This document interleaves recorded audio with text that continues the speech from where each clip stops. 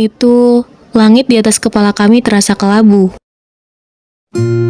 Chloe, Ayunda, Aprilia, Yestinia, Naura, Nabila, Arham, Kinan, dan Zaki gagal masuk perguruan tinggi negeri impian.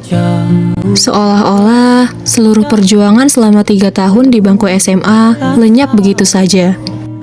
Beberapa hari setelah pengumuman, kami memutuskan untuk berkumpul di rumah Kinan. Suasana canggung menyelimuti, hingga akhirnya Chloe memecah keheningan.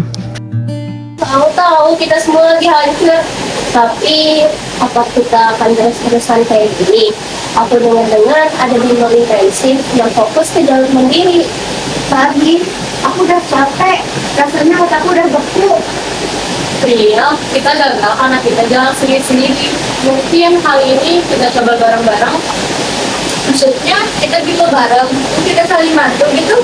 Gak harus bimbel juga kok, kita bisa belajar bareng kalau ada waktu luang.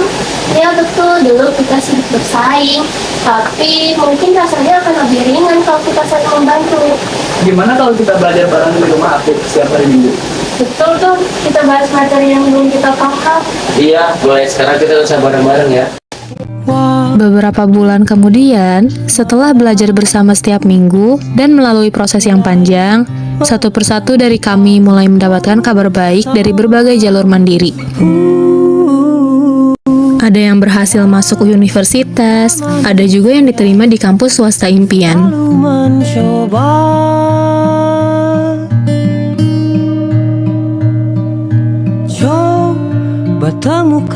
Sore itu, angin berhembus kencang.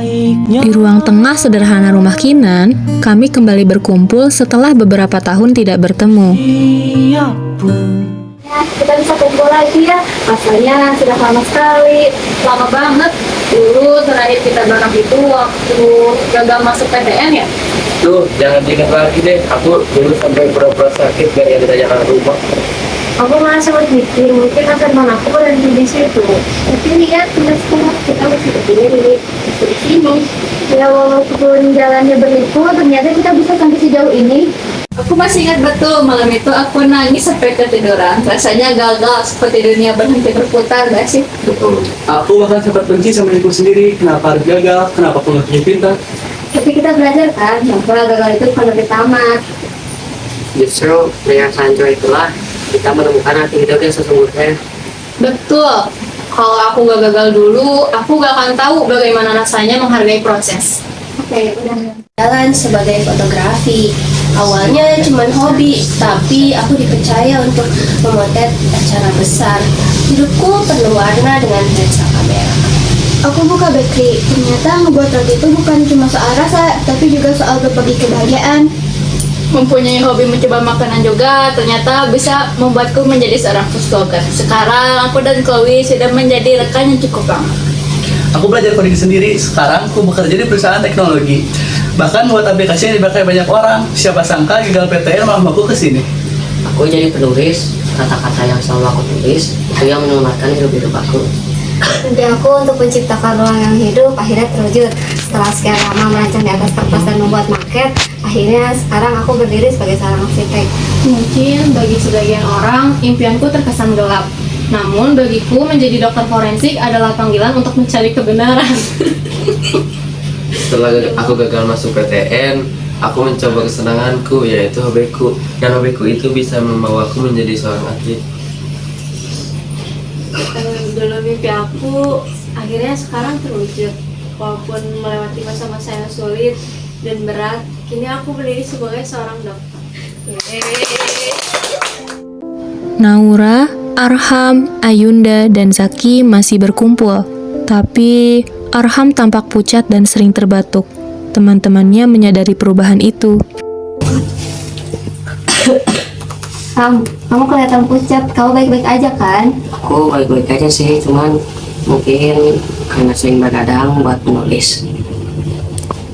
Jangan maksain diri, Hal. Kesehatan itu lebih penting daripada tulisan. Tapi menulis yang membuat aku hidup.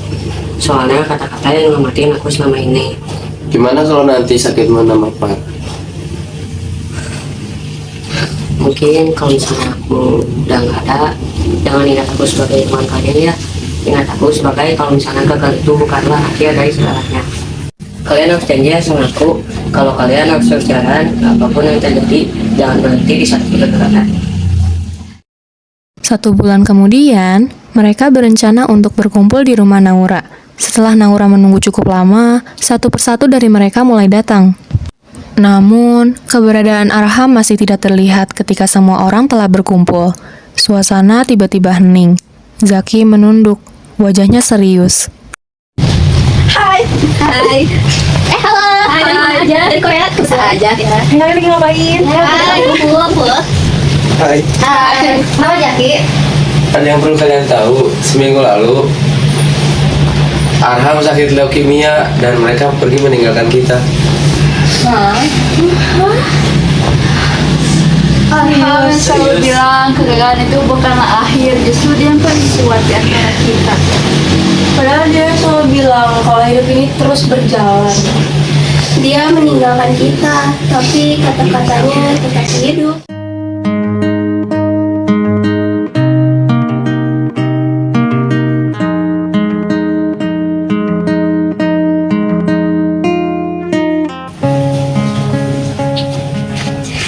Hidup hanya menunda kekalahan, tambah terasing dari cinta sekolah rendah, dan tahu ada yang tetap tidak diucapkan sebelum pada akhirnya kita menyerah.